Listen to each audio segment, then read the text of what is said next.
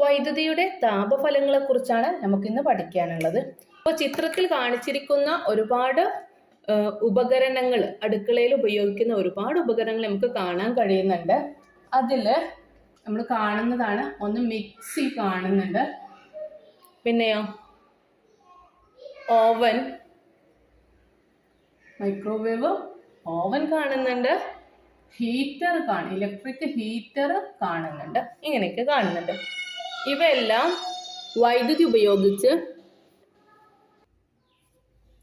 ഇവയിലെല്ലാം വൈദ്യുതി ഉപയോഗിച്ചാണ് പ്രവർത്തിപ്പിക്കുന്നത്.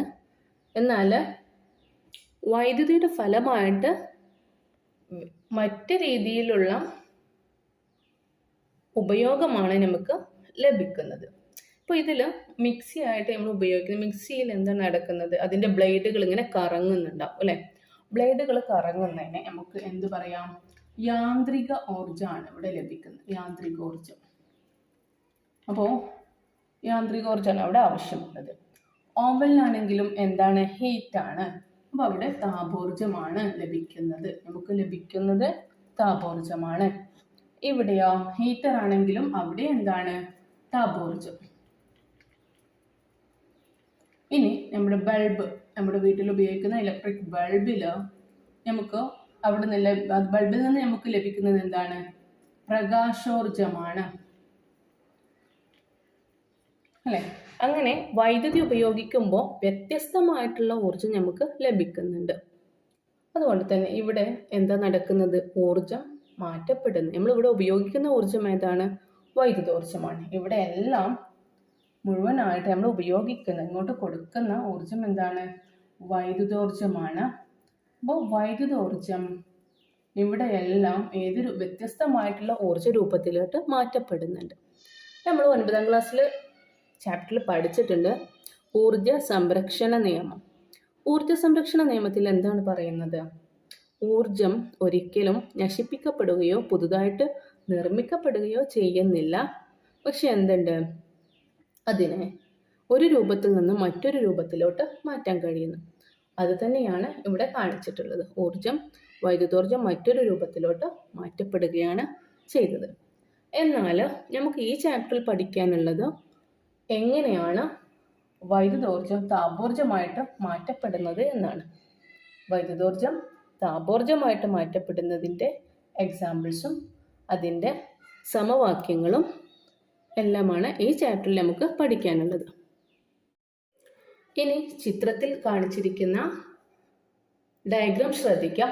ഇവിടെ ഒരു ചാലകം, അതായത് വൈദ്യുതി കടത്തിവിടാൻ കഴിയുന്ന ഒരു ചാലകം ഇവിടെ കണക്ട് ചെയ്തിട്ടുണ്ട്. എന്നാൽ ഈ ചാലകത്തിൻ്റെ ഒരു പ്രത്യേകത എന്ന് പറയുന്നത് ഇതിന് പ്രതിരോധമുണ്ട്. അതുകൊണ്ട് തന്നെ ഇതിനെ നമുക്ക് പ്രതിരോധകം എന്ന് വിളിക്കാം. ഇത് നിർമ്മിക്കപ്പെട്ടിട്ടുള്ളത് നിക്രോം എന്ന ലോഹ സംയുക്തം കൊണ്ടാണ്. നിക്രോം എന്നാൽ നിക്കലിൻ്റെയും ക്രോമിയത്തിൻ്റെയും മാംഗനീസിൻ്റെയും ഒരു മിശ്രിതമാണ്, അലോയാണ്, അതായത് സംയുക്തമാണ്. എന്നാൽ ഇതിന് പ്രതിരോധ ശേഷി കൂടുതലുമാണ്. പ്രതിരോധകമായിട്ടാണ് ഇത് ഉപയോഗിക്കുന്നത്. ഇപ്പോൾ പ്രതിരോധകമായിട്ട് ഇത് ഉപയോഗിക്കുമ്പോൾ ഇതിൻ്റെ ഒരു സ്വഭാവം എന്ന് പറഞ്ഞാൽ എന്തായിരിക്കും, നമുക്ക് നോക്കാം. ഇവിടെ എസ് എന്ന് കാണിച്ചിരിക്കുന്ന സ്വിച്ചാണ്. ഇത് 6 വോൾട്ട് ബാറ്ററിയാണ്. ബാറ്ററിയുടെ പോസിറ്റീവ് എൻഡാണ് വലിയ വര, നെഗറ്റീവ് എൻഡാണ് ചെറിയ വര. ഓക്കെ, ചെറിയ വര, നെഗറ്റീവ് എൻഡ്, 2 ബാറ്ററികളുണ്ട്.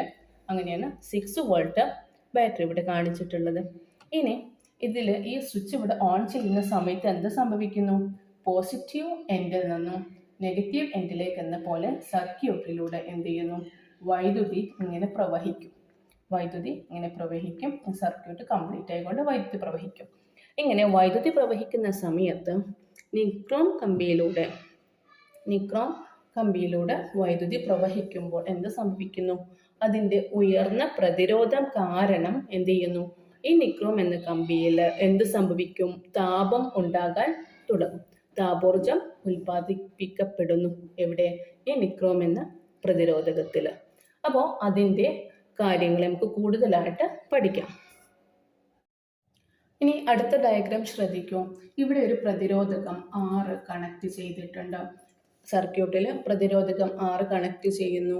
ഈ പ്രതിരോധകത്തിൻ്റെ രണ്ട് എൻഡുകളാണ് എക്സും വൈയും. എക്സ് വൈ എന്നീ രണ്ട് എൻഡുകളുണ്ട്. ഇതൊരു ചാലകമാണ്, മാത്രമല്ല ഒരു പ്രതിരോധകം കൂടിയാണ്. എന്നാൽ ഈ പ്രതിരോധകത്തിൻ്റെ വോൾട്ടേജ്, അതായത് എത്ര വോൾട്ടാണ് പ്രതിരോധകം കാണിക്കുന്നത് എന്ന് കാണിക്കാൻ വേണ്ടി, പ്രതിരോധകത്തിലൂടെ വൈദ്യുതി പാസ് ചെയ്യുമ്പോൾ ഇതിൽ എത്രയാണ് ഇതിൻ്റെ വോൾട്ടേജ് എന്നറിയാൻ വേണ്ടി ഇവിടെ ഒരു വോൾട്ട് മീറ്റർ ഘടിപ്പിച്ചിട്ടുണ്ട്. ശ്രദ്ധിക്കുക, എപ്പോഴും വോൾട്ട് മീറ്റർ എങ്ങനെയാണ് ഘടിപ്പിക്കേണ്ടത്? നമ്മൾ ഉപയോഗിക്കുന്ന ഉപകരണത്തിന് അല്ലെങ്കിൽ ചാലകത്തിന് പാരലായിട്ടാണ്, സമാന്തരമായിട്ടാണ് ഘടിപ്പിക്കേണ്ടത്. പിന്നീട് ഈ ചാലകം ഇങ്ങോട്ട് ഘടിപ്പിച്ചിട്ടുണ്ട്. നോക്കൂ, ഇവിടെ ഒരു സ്വിച്ച് ഉണ്ട്, സ്വിച്ചുമായിട്ട് ഘടിപ്പിച്ചിട്ടുണ്ട്. എസ് എന്ന സ്വിച്ചുമായിട്ട് ഘടിപ്പിച്ചിട്ടുണ്ട്. പിന്നെ ഇവിടെ ഒരു ബാറ്ററി ഉണ്ട്, ബാറ്ററിയുടെ positive end negative end. Then negative എൻഡിലോട്ട് ഒരു അമ്മീറ്ററിലൂടെ, അമ്മീറ്റർ എന്ന് പറഞ്ഞാൽ എന്തിനു വേണ്ടിയിട്ടാണ് അമ്മീറ്റർ ഉപയോഗിക്കുന്നത്? ഇതിലൂടെ ഒഴുകുന്ന വൈദ്യുതിയുടെ അളവ് അറിയാൻ വേണ്ടിയിട്ടാണ് അമ്മീറ്റർ ഉപയോഗിക്കുന്നത്. വൈദ്യുതിയുടെ, അതായത് കറണ്ടിൻ്റെ അളവ്, ഇൻറ്റൻസിറ്റി അറിയാൻ വേണ്ടിയിട്ടാണ് അമ്മീറ്റർ ഉപയോഗിക്കുന്നത്. വോൾട്ട് മീറ്റർ ഉപയോഗിക്കുന്നത് പൊട്ടൻഷ്യൽ ഡിഫറൻസ്, അതായത് പൊട്ടൻഷ്യൽ വ്യത്യാസം, വോൾട്ടത അറിയാൻ വേണ്ടിയിട്ടാണ് ഉപയോഗിക്കുന്നത്. എന്നാൽ മറ്റൊന്നുണ്ട് ഗാൽവനോമീറ്റർ. ഗാൽവനോമീറ്റർ എന്തിനാണ് ഉപയോഗിക്കുന്നത്? വൈദ്യുതിയുടെ സാന്നിധ്യം അറിയാൻ വേണ്ടിയിട്ടാണ്. ഇങ്ങനെ ഇരിക്കുന്ന ഈ ഡയഗ്രാം ശ്രദ്ധിക്കാം. ഇപ്പോൾ ഇവിടെ എന്ത് സംഭവിക്കുന്നു? നമ്മൾ ഈ സ്വിച്ച് ഓൺ ചെയ്താൽ ഈ സർക്യൂട്ട് ക്ലോസ് ആയി. അപ്പോൾ പോസിറ്റീവ് ഡയറക്ഷനിൽ നിന്നും, പോസിറ്റീവ് എൻഡിൽ നിന്നും, ഇത് ബാറ്ററിയുടെ നെഗറ്റീവ് എൻഡ്, ഇത് പോസിറ്റീവ് എൻഡ് അല്ലേ? ഈ പോസിറ്റീവ് എൻഡിൽ നിന്നും എന്ത് ചെയ്യുന്നു? വൈദ്യുതി ഇങ്ങനെ പ്രവഹിച്ചിട്ട് ചാലകത്തിലൂടെ കടന്നു പോകുമ്പോൾ അത് കാണിക്കുന്ന വോൾട്ട് മീറ്ററിൽ കാണിക്കും. പിന്നെ എത്രത്തോളം വൈദ്യുതിയാണ് പ്രതിരോധത്തിലൂടെ കടന്നു പോയത് എന്ന് എവിടെ കാണിക്കുന്നുണ്ട്? അമ്മീറ്ററിലും കാണിക്കും. ഇനി ഇവിടെ ശരിക്കും എന്താ സംഭവിക്കുന്നത്? കറണ്ട് കടന്നു പോകുമ്പോൾ പോസിറ്റീവ് എൻഡിൽ നിന്നും വൈദ്യുതി നെഗറ്റീവ് എൻഡിലോട്ട് പോകാൻ ഉദ്ദേശിക്കുന്നത് എന്താണ്? ഇലക്ട്രോൺ ചാർജ് ആയിട്ടാണ് പോകുന്നത് അല്ലേ? നമ്മൾ മുമ്പ് പഠിച്ചിട്ടുണ്ട്, ചാർജിൻ്റെ യൂണിറ്റ് കൂളോമാണ്. അപ്പോൾ ഒരു നിശ്ചിത സമയത്തിൽ ചാലകത്തിലൂടെ പാസ് ചെയ്യുന്ന വൈദ്യുതിയുടെ അളവാണ് എന്ത് പറയുന്നത്? ചാർജ് നിശ്ചിത സമയത്ത് ചാലകത്തിലൂടെ പാസ് ചെയ്യുന്ന ചാർജിനെയാണ് എന്ത് വിളിക്കുന്നത്? കറണ്ട് എന്ന് വിളിക്കുന്നത്. Q/T നമുക്ക് അടയാളപ്പെടുത്താം. ഇനി അപ്പോൾ നമുക്ക് ഒരു T സെക്കൻഡ് കൊണ്ട് ചാലകത്തിലൂടെ പ്രവഹിക്കുന്ന ചാർജിന് എത്ര കൂളം ആയിരിക്കും? 1 കൂളം ആയിരിക്കും അല്ലേ? T സെക്കൻഡ് കൊണ്ട് ചാലകത്തിലൂടെ പ്രവഹിക്കുന്ന ചാർജ് എന്ന് പറയുന്നത് അപ്പോൾ നമുക്ക് 1 കൂളമായിട്ട് എടുക്കാം. ഓക്കെ, 1 ആംപിയർ കറണ്ട് എന്ന് പറയുന്നത് എന്തായിരിക്കും? 1 കൂളം ചാർജ് T സെക്കൻഡ് സമയത്തിൽ പ്രവഹിക്കുകയാണെങ്കിൽ ഓക്കെ, അങ്ങനെ പറയാൻ പറ്റും. അതായത് 1 കൂളം ചാർജ് ഒരു ബിന്ദുവിൽ നിന്നും മറ്റൊരു ബിന്ദുവിലേക്ക് ചലിപ്പിക്കാൻ ചെയ്യേണ്ട പ്രവൃത്തി ഇപ്പോൾ 1 ജൂൾ ആണെങ്കിലും, അപ്പോൾ ഇവിടെ ഈ പോസിറ്റീവ് എൻഡിൽ നിന്നും ചാർജ് ഇതിലൂടെ ഇങ്ങനെ പോകുന്ന സമയത്ത് അതിന് ഒരു ബിന്ദു, അതായത് ഈ എക്സ് എന്ന ബിന്ദുവിൽ നിന്നും വൈ എന്ന ബിന്ദുവിലേക്ക് നമ്മൾ അതിനെ മൂവ് ചെയ്യിപ്പിക്കാൻ അല്ലെങ്കിൽ ചലിപ്പിക്കാൻ നമ്മൾ ചെയ്യേണ്ട പ്രവൃത്തി 1 ജൂൾ ആണെങ്കിൽ ഓക്കെ, നമ്മൾ ചെയ്യേണ്ട പ്രവൃത്തി 1 ജൂൾ ആണെങ്കിൽ എങ്ങനെയായിരിക്കും? ഇവിടെ ആ ബിന്ദുക്കൾക്കിടയിലുള്ള പൊട്ടൻഷ്യൽ വ്യത്യാസം 1 വോൾട്ട് ആയിരിക്കും. ഈ എക്സ് എന്ന ബിന്ദുവിൽ നിന്നും വൈ എന്ന ബിന്ദുവിലേക്ക് ചാർജ് Q എന്ന ചാർജിനെ ഇങ്ങനെ ചലിപ്പിക്കാൻ നമുക്ക് 1 ജൂൾ പ്രവൃത്തി ചെയ്യേണ്ടി വന്നു എങ്കിൽ ഇവിടെയുള്ള വോൾട്ടേജ് എത്രയായിരിക്കും? 1 വോൾട്ട് ആയിരിക്കും. ഓക്കെ, അപ്പോൾ പൊട്ടൻഷ്യൽ ഡിഫറൻസ് അല്ലെങ്കിൽ പൊട്ടൻഷ്യൽ വ്യത്യാസം, ഈ ചാലകത്തിൻ്റെ പൊട്ടൻഷ്യൽ വ്യത്യാസം എത്രയാണെന്ന് എങ്ങനെ മനസ്സിലായി? നമുക്ക് 1 വോൾട്ടാന്ന് എങ്ങനെ നമ്മൾ നിർവചിക്കുന്നത്? ഒരു 1 കൂളോം ചാർജിനെ ചാലകത്തിൻ്റെ ഒരു ബിന്ദുവിൽ നിന്നും മറ്റൊരു ബിന്ദുവിലേക്ക് ചലിപ്പിക്കാൻ 1 ജൂൾ പ്രവൃത്തി നമ്മൾ ചെയ്യേണ്ടതായിട്ട് വന്നിട്ടുണ്ടെങ്കിൽ ആ ചാലകത്തിൻ്റെ 2 എൻഡുകൾ തമ്മിലുള്ള പൊട്ടൻഷ്യൽ വ്യത്യാസം എത്രയായിരിക്കും? 1 വോൾട്ട് ആയിരിക്കും. ഓക്കെ, 1 വോൾട്ട് ആയിരിക്കും.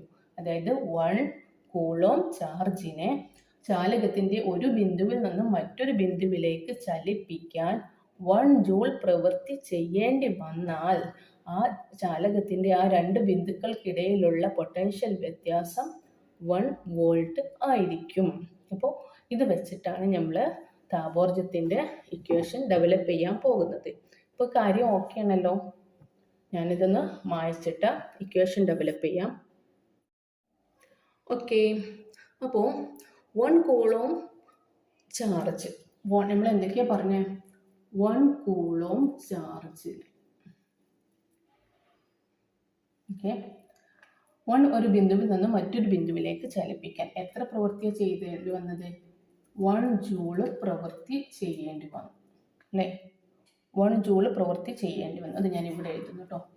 1 ജൂള് പ്രവൃത്തി ചെയ്യേണ്ടി വന്നു. അങ്ങനെയെങ്കിൽ അവിടുത്തെ വോൾട്ടത എത്രയാണെന്നാ പറഞ്ഞത്? 1 വോൾട്ടാണ് അവിടുത്തെ വോൾട്ടത. പൊട്ടൻഷ്യൽ വ്യത്യാസം 1 വോൾട്ടാണ് അല്ലേ? ഓക്കെ, ഈ കാര്യം ഓക്കെ അല്ലേ? ഇപ്പോൾ നമ്മൾ പറഞ്ഞുകൊണ്ടിരുന്ന കാര്യമാണ് 1 കൂളോം ചാർജിനെ ചലിപ്പിക്കാൻ 1 ജൂൾ പ്രവൃത്തി ചെയ്യേണ്ടി വന്നെങ്കിൽ അവിടുത്തെ വോൾട്ടത 1 വോൾട്ട് ആണെന്ന് പറയാം അല്ലേ? അങ്ങനെയെങ്കിൽ നമുക്ക് എന്ത് പറയാം? 1 കൂളോം ചാർജിനെ V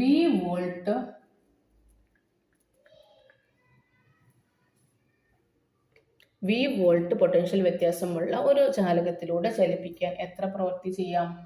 അതുപോലെ തന്നെ V ജൂള് പ്രവൃത്തി ചെയ്യേണ്ടി വരും അല്ലേ? ഇവിടെ 1 വോൾട്ടിന് വേണ്ടിയിട്ട് 1 ജൂൾ ആണെങ്കിൽ V വോൾട്ട് ഉള്ള പൊട്ടൻഷ്യൽ വ്യത്യാസമുള്ള ചാലകത്തിലൂടെ ചലിപ്പിക്കാൻ V ജൂൾ, V അത്രയും അളവ്, V എന്ന അളവ് അത്രയും പ്രവൃത്തി ചെയ്യേണ്ടി വരും. എന്നാൽ Q കൂളോം ചാർജിനെ V വോൾട്ട് പൊട്ടൻഷ്യൽ വ്യത്യാസമുള്ള ചാലകത്തിലൂടെ ചലിപ്പിക്കാൻ എത്ര വേണ്ടി വരും? Q × V joule. അത്രയും ഈ എമൗണ്ട് Q × V രണ്ടും കൂടെ മൾട്ടിപ്ലൈ ചെയ്യും, അത്രയും ജൂള് പ്രവൃത്തി ചെയ്യേണ്ടി വരും. ഓക്കെ ആണല്ലോ? Q കൂളോം ചാർജിനെ V വോൾട്ട് പൊട്ടൻഷ്യൽ വ്യത്യാസമുള്ള ചാലകത്തിലൂടെ ചലിപ്പിക്കാൻ Q × V ജൂൾ പ്രവൃത്തി ചെയ്യേണ്ടി വരും. അപ്പോൾ ഇവിടുത്തെ പ്രവൃത്തിയാണ് Q × V അല്ലേ? V നമുക്ക് W എന്ന് എടുക്കാം, വർക്ക് പ്രവൃത്തിയല്ലേ? Q × V ആണ്. നമുക്ക് സാധാരണ അറിയാം, നമ്മൾ 9ാം ക്ലാസ്സിൽ പഠിച്ചിട്ടുണ്ട്, പവർ P = W/T അല്ലേ? അങ്ങനെയെങ്കിൽ നമുക്ക് ഇവിടെ Wന് പകരം Q × V/T എന്ന് എഴുതാം. പക്ഷെ നമ്മൾ തൊട്ട് മുമ്പ് പഠിച്ചു Q/T എന്ന് പറഞ്ഞാൽ എന്താണ്? I ആണ്. അപ്പോൾ നമുക്ക് പവർ = V × I എന്ന് എഴുതാം. Okay, V × I, power = V × I എന്ന ഫോമിലോട്ട് നമ്മൾ എത്തിക്കഴിഞ്ഞു. V × I. ഓക്കെ, ഇനി പവർ = V × I ആണെന്ന് മനസ്സിലായി. നമ്മൾ വേറെ പഠിച്ചിട്ടുണ്ട്, ഓം നിയമം പഠിച്ചിട്ടുണ്ട്. ഓം നിയമത്തിൽ ഒരു കാര്യം നമ്മൾ പഠിച്ചിട്ടുണ്ടായിരുന്നു. എന്തായിരുന്നത്? ഒരു ചാലകത്തിലെ അതിൻ്റെ പൊട്ടൻഷ്യൽ വ്യത്യാസവും അതിലൂടെ ഒഴുകുന്ന വൈദ്യുതി, അത് കറൻറ്റും തമ്മിലുള്ള റേഷ്യോ എന്ന് പറയുന്നത് ആ ചാലകത്തിൻ്റെ പ്രതിരോധത്തിന് ഈക്വലാണ് അല്ലേ? ഈ റേഷ്യോ. അപ്പം നമുക്കിവിടെ വിക്ക് പകരം എന്ത് എഴുതാൻ പറ്റും? I × R എന്ന് എഴുതാം. അങ്ങനെയെങ്കിൽ ഈ ഇക്വേഷനിൽ ഒരു മാറ്റം വരുത്തുകയാണ്. വിക്ക് പകരം ഞാൻ I × R എഴുതി. ഇവിടെ ഓൾറെഡി ഒരു I ഉണ്ട്. അപ്പോൾ നമുക്ക് ഇവിടെ എന്ത് ചെയ്താം? പവർ = I² R എന്ന് എഴുതാം. അപ്പോൾ ഇവിടുത്തെ പവർ കിട്ടി, എത്രയാണ്? I × R എന്ന് കിട്ടി. ഇവിടെ പ്രവൃത്തി ചെയ്തത് ആരായിരുന്നു?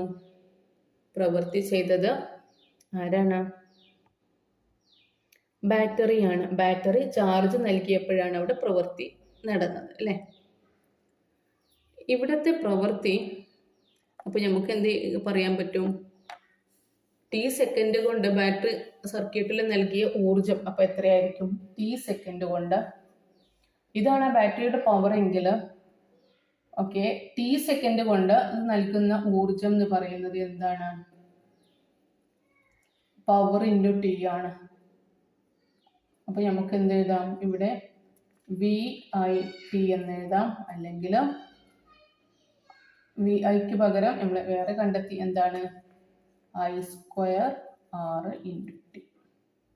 എന്നാൽ ഇവിടെ വൈദ്യുതോർജ്ജമായിട്ടാണ് ഊർജം നൽകുന്നത് ബാറ്ററി. പക്ഷെ അത് എന്ത് ഊർജമായിട്ട് മാറുന്നുണ്ട്? വൈദ്യുതോർജം. ഇവിടെ നൽകിയ വൈദ്യുതോർജം ഏത് ഊർജമായിട്ട് മാറുന്നുണ്ട്? താപോർജമായിട്ട്, അല്ലെ? ഹീറ്റായിട്ട് താപോർജമായിട്ട് മാറുന്നുണ്ട്. അങ്ങനെയെങ്കിൽ നമുക്ക് ഈ ഊർജം എന്തായിട്ട് എഴുതാം? എച്ച്, ഹീറ്റിന്റെ എച്ച് ആണ്. H is equal to I²RT എന്നുള്ള ഇക്വേഷനിലോട്ട് അങ്ങനെ എത്തിപ്പെടാൻ കഴിയുന്നുണ്ട്. അപ്പോൾ ബാറ്ററിയാണ് ഇവിടെ പ്രവൃത്തി ചെയ്യുന്ന ഊർജം നൽകുന്നത്. അത് ഏത് ഊർജമായിട്ടാണ് ബാറ്ററി നൽകിയത്? വൈദ്യുതോർജമായിട്ട്. ആ വൈദ്യുതോർജം താപോർജമായിട്ട് മാറിയപ്പോൾ ആ താപോർജം കാണാനുള്ള ഇക്വേഷൻ നമ്മൾ ഡെവലപ്പ് ചെയ്ത് കഴിഞ്ഞു. That is H is equal to I²RT. അപ്പോൾ നമ്മൾ എങ്ങനെയാണ് തുടങ്ങിയത്? 1 ജൂൾ പ്രവൃത്തി എന്ന് പറഞ്ഞാൽ Q കൂളോം ചാർജിനെ 1 ജൂൾ പ്രവൃത്തി എന്ന് പറഞ്ഞാൽ 1 കൂളോം ചാർജിനെ 1 വോൾട്ട് പൊട്ടൻഷ്യൽ വ്യത്യാസത്തിലൂടെ ചലിപ്പിക്കാൻ ആവശ്യമായിട്ടുള്ള പ്രവൃത്തി. അങ്ങനെയെങ്കിൽ V വോൾട്ട് പൊട്ടൻഷ്യൽ വ്യത്യാസത്തിലൂടെ ചലിപ്പിക്കാൻ ആവശ്യമായ പ്രവൃത്തി V volt, V joule. Then Q coulomb ചാർജിനെ V വോൾട്ട് പൊട്ടൻഷ്യൽ വ്യത്യാസത്തിലൂടെ ചലിപ്പിക്കാൻ ആവശ്യമായിട്ടുള്ള പ്രവൃത്തി എന്ന് പറയുന്നത് Q × V. ദെൻ അത് വർക്ക് ആയതുകൊണ്ട് പവർ കാണാൻ W/T ചെയ്തു. അങ്ങനെ QV/T that is equal to I എന്ന് വന്നു. അങ്ങനെ power is equal to V × I വന്നു. ദെൻ ഇവിടെ നമുക്ക് ഓം നിയമത്തിൽ നിന്ന് V/I is equal to R എന്നത് V is equal to I × R എന്നത് ഇവിടെ കൊടുത്തിട്ട് നമുക്ക് I²R എന്ന് വന്നു. ദെൻ ഇവിടെ പ്രവൃത്തി എന്ന് പറയുന്നത് ഊർജം നൽകിയത് ആരാണ്? ബാറ്ററിയാണ്. ആ ബാറ്ററി നൽകിയ ഊർജം വൈദ്യുതോർജം. അത് കാണാൻ നമുക്ക് പവർ × T എന്ന ഇക്വേഷൻ ഉപയോഗിക്കാം. അല്ലെങ്കിൽ it is equal to VIT or is equal to I²RT. പക്ഷെ ഇവിടുത്തെ ഊർജം ഇപ്പോൾ എന്താണ്? വൈദ്യുതോർജമല്ല, താപോർജമാണ്, അല്ലേ? അങ്ങനെ വൈദ്യുതോർജം കടന്നു പോകുമ്പോൾ ഉണ്ടായ താപോർജം it is equal to I²RT എന്നാണ്. ഇത് കണ്ടെത്തിയ ശാസ്ത്രജ്ഞൻ ആരാണ്? ജെയിംസ് പ്രെസ്കോട്ട് ജൂൾ എന്ന ശാസ്ത്രജ്ഞനാണ് ഇങ്ങനെ താപം മൂലമുണ്ടാകുന്ന ഈ ഊർജങ്ങളെ കുറിച്ച് പഠനം നടത്തി ഇത് കണ്ടെത്തിയത്. അതുകൊണ്ട് തന്നെ അദ്ദേഹത്തിൻ്റെ പേരിൽ ജൂളാണ് നമ്മളിവിടെ ഉപയോഗിച്ചത്. ഈ നിയമം അതുകൊണ്ട് തന്നെ ജൂൾ നിയമം എന്ന പേരിലാണ് അറിയപ്പെടുന്നത്. It is equal to I²RT എന്ന ഇക്വേഷൻ ഡെവലപ്പ് ചെയ്യുന്ന ഈ നിയമത്തെ നമ്മൾ ജൂൾ നിയമം എന്നാണ് വിളിക്കുന്നത്. ഓക്കെ. അതുപോലെ ഇവിടെ നടന്നിട്ടുള്ള ഈ താപം ഉൽപാദനത്തെ നമുക്ക് എന്ത് പറയാം? ജൂൾ ഹീറ്റിംഗ് എന്ന് പറയാം. ജൂൾ ഹീറ്റിംഗ് എന്ന് ഈ താപ ഉൽപാദനത്തെ പറയുന്നുണ്ട്. ജൂൾ നിയമം എന്നാണ് ഈ ഇക്വേഷൻ അല്ലെങ്കിൽ ഈ നിയമം അറിയപ്പെടുന്നത്. വൈദ്യുതി ഉൽപ്പാദിപ്പിക്കപ്പെടുന്നു എന്ന ഈ നിയമത്തെ ജൂൾ നിയമം എന്ന് അറിയപ്പെടുന്നു. ഇനി നമുക്ക് അല്പം ഇക്വേഷൻസ് വെച്ചിട്ട് കുറച്ച് പ്രോബ്ലംസ് ചെയ്തിട്ട് വാല്യൂ കണ്ടെത്താം. ഇവിടെ R എന്നാൽ പ്രതിരോധകമാണ്. എത്ര പ്രതിരോധമുണ്ടെന്ന് കാണിക്കുന്നു. I കറൻ്റാണ്, T സമയം, H എന്ന താപോർജം. ഇത് നമുക്ക് തന്നിട്ടുണ്ട് ടെക്സ്റ്റ് ബുക്കിൽ. ഇപ്പോൾ ഓരോ കാര്യങ്ങളും, ഒന്ന് പ്രതിരോധത്തിൻ്റെ അളവിൽ വ്യത്യാസം വരുത്താം, മറ്റൊന്ന് ഇതിൻ്റെ കറൻറ്റിൽ വ്യത്യാസം വരുത്തുന്ന, ടൈമിൽ വ്യത്യാസം വരുത്താം. അങ്ങനെയെങ്കിൽ താപോർജത്തിൽ എത്രത്തോളം വ്യത്യാസം വരുമെന്ന് നോക്കാം. അപ്പോൾ ആദ്യം നമ്മൾ ചെയ്യുന്നത് ഇതിന് പ്രതിരോധത്തിന് ഡബിൾ ചെയ്തു, വ്യത്യാസം വന്നു, അല്ലേ? 2R എന്നെടുത്തു, പ്രതിരോധം 2R എന്നെടുത്തു. അങ്ങനെയെങ്കിൽ കറണ്ടിൽ വ്യത്യാസമൊന്നുമില്ല, I തന്നെയാണ്. T എന്ന് പറയുന്നത് ടൈം, T തന്നെയാണ് ടൈം. അങ്ങനെയെങ്കിൽ ഇവിടെ എന്ത് വരും? നമുക്കറിയാം I²RT എന്നാണല്ലോ ഇത് കണ്ടെത്താനുള്ള ഇക്വേഷൻ. പക്ഷെ ഇവിടെ R പകരം 2R വേണം. അപ്പോൾ നമുക്കത് I² × 2 × RT ആണ്. അപ്പോൾ എന്ത് ചെയ്യാം? ആ 2നെ മുമ്പിലോട്ട് എടുത്തിട്ട് 2I²RT എന്ന് വന്നു. അതായത് താപം ഇരട്ടിച്ചു. പ്രതിരോധം ഇരട്ടിച്ചപ്പോൾ എന്ത് ചെയ്തു? താപം ഇരട്ടിച്ചു. ഇനി പ്രതിരോധം അത് തന്നെയാണ്, കറണ്ട് ഇരട്ടി കൊടുത്തിട്ടുണ്ട്. ടൈം ആണെങ്കിൽ സെയിം തന്നെയാണ്. ഇവിടെ എന്ത് സംഭവിക്കും? I² എന്നുള്ളതിന് പകരം നമുക്ക് 2 × I എടുക്കേണ്ടി വരും. അതിന് സ്ക്വയർ നൽകണം, അല്ലേ? R തന്നെയാണ്, T ആണെങ്കിൽ T തന്നെയാണ്. 2I സ്ക്വയർ എടുക്കുമ്പോൾ എന്ത് സംഭവിക്കും? 4I² എന്നായി മാറും. then into RT. അപ്പോൾ നോക്കാം 4i² RT എന്നായിട്ടുണ്ട്. ഞാനിവിടെ മാറ്റിയിട്ട് അത് എഴുതി വെക്കുകയാണ്, ടാബിൾ കറക്റ്റായി ഫില്ല് ചെയ്യാൻ വേണ്ടിയിട്ട്. കാര്യം മനസ്സിലായി, 2i² 2i എന്നതിനെ സ്ക്വയർ ചെയ്യുമ്പോൾ എന്തായി മാറി? 4i² RT. അപ്പോൾ നോക്കാം എത്ര ഇരട്ടിയായിട്ടുണ്ട്? വൈദ്യുതിയുടെ അളവ് ഇരട്ടിപ്പിച്ചപ്പോൾ 4 ഇരട്ടിയായി താപം. ഓക്കെ, 4 ഇരട്ടിയായിട്ട്. നേരത്തെ 2 ഇരട്ടിയായിട്ടുള്ളൂ. ഇവിടെയാണെങ്കിലോ വൈദ്യുതി 2 ഇരട്ടിയാക്കിയപ്പോൾ താപം 4 ഇരട്ടിയായിട്ടുണ്ട്. ഇനി അടുത്ത കേസിൽ എന്താണ്? പ്രതിരോധം പകുതിയാക്കി. അത് തന്നെയാണ്, മാറ്റമില്ല. ടിയിൽ മാറ്റമില്ല. ദെൻ പ്രതിരോധമാണ് പകുതിയാക്കി. നമുക്കുള്ള ഇക്വേഷൻ i² RT ആണ്. ആറിനെ പകുതിയാക്കിയിട്ടുണ്ട്. എന്താ ഉണ്ടായത്? പ്രതിരോധം കുറച്ചപ്പോൾ, പകുതിയാക്കിയപ്പോൾ താപം പകുതിയായി. കണ്ട, സിമ്പിളായിട്ട് മനസ്സിലാക്കാം അല്ലേ? അടുത്തതിൽ കറണ്ടാണ് പകുതിയാക്കിയത്.